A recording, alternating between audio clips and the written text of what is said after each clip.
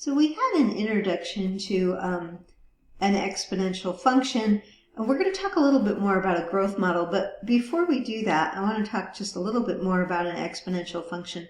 Let's say we have f of x equals 2 to the power of x. If we were to make a table of values, and let's think about putting in -2, -1, 0, 1, 2, let's put in 3. Those are some common numbers we might use. So this gives us a chance to review a little bit with exponents. If you were to find f of -2, that would be 2 to the power of -2. Now that's 1 over 2 squared, or 1/4. Notice that you get a fraction there, not a negative number. If you find f of -1, that's going to be 2 to the -1 power. Remember what negative exponents do, they make it reciprocal. And so you get 1/2. If you were to find f of 0, then you're going to have 2 to the power of 0. And a power of 0, well, 2 to the power of 0 is just going to be 1. So you have to remember that. And then it might get a little easier. 2 to the first power, that's going to be 2. And you're going to have 2 squared, which is 4. And then you're going to have 2 to the third power, which would be 8. And exponential functions can grow very quickly. So we're going to graph this then. And so we'll say, let me do a little bit here. -1, -2, 1, 2, 3. That's all the x values we chose. And then we're going up to 8. So 1, 2, 3, 4, 5, 6, 7, 8.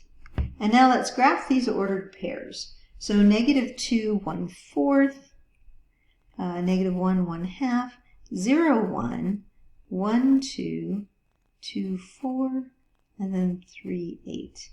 And so we get an exponential curve that looks like this. Okay? And we saw something similar to that in the introduction. Notice that the base here is greater than 1. And so an exponential function is going to look like this if b is great. It's got to be greater than 0. And I'm sorry, not what I meant to write. If b is greater than 1. Okay? Now what happens if b is less than 1? Well, let's look at a different function then. So let's say we have f of x equals 1/2 to the power of x. Oops, power of x. Okay, let me erase that. Power of x. Okay, and we'll set up a table of values and we'll do something similar to what we did before. So if I put in -3, -2, -1, and then 0, 1, 2, you'll notice I did it a little bit differently, but you'll see why.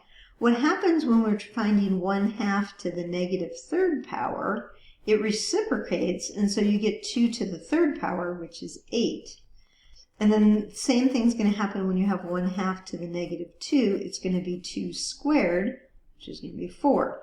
And then 1/2 to the -1, that's going to be 2 to the first power. What happens if you take 1/2 to the power of 0? That still equals 1. And then if you put in a 1, you're going to get 1/2, and if you put in 2, you get 1/4. Okay, so if I were to, I better draw it here. But if I draw that, so if I go -1, 2, 3, 1, 2, and I'm going up to 8, 1, 2, 3, 4, 5, 6, 7, 8, and I'm graphing these, I get a point there, I get -2, 4, so let's look right there, -1, 2, 0, 1 still, and then 1, 1/2, and 2, 1/4, and I get it like this. We still have an asymptote here on the x-axis. This is a decreasing function, by the way. And it's because our b, our base, is greater than 0 but less than 1. That's what's happening here. You could also rewrite that function to be 2 to the -x. Now, if you think back to what we did with transformations, if this is 2 to the x and it graphs right here, and then I'm going to say, let's just call it g of x is equal to 2 to the negative x, that transformation is going to reflect about the y-axis. So this would reflect about the y-axis. You have to go back to your transformations and think about that. Oh, well, I'm off a little bit. It's got to be a little bit more over. You can see that. So I need like another point there. 1, 2, 3, 4. So negative 2, 4, negative 1, 2, and then it's still going through 0, 1, and you get it to reciprocate, like, not reciprocate, reflect about the y-axis like that. So you can kind of see it there. Okay, so I just wanted to point that out. Notice that this function, f of x here, this was f of x, which I already wrote, but that was an increasing function. We talked about the other one being a decreasing function. Both of these have domains of all real numbers.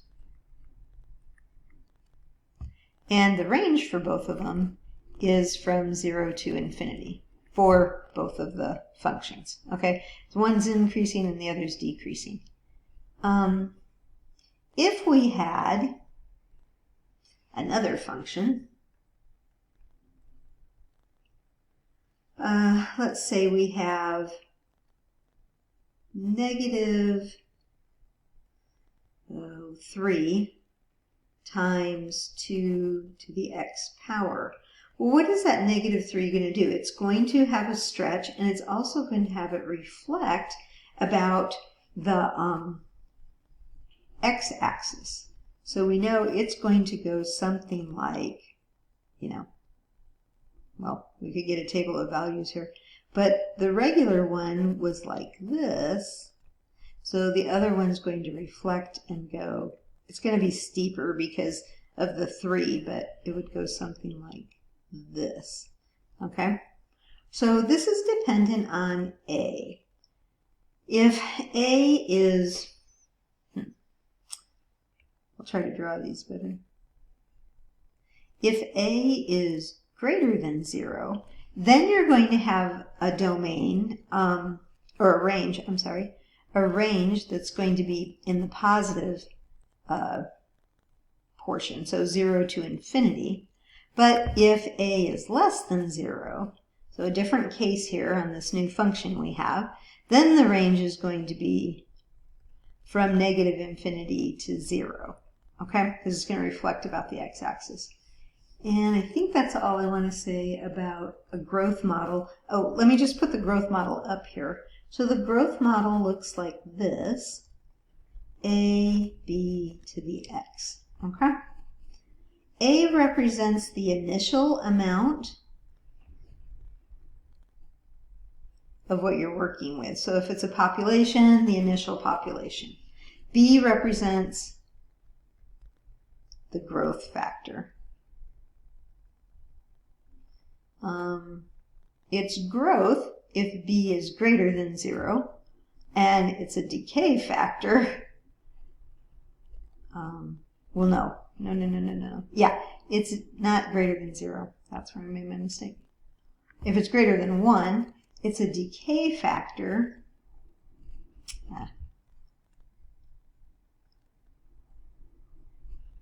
If B is between 0 and 1, then you get that decreasing function. Okay?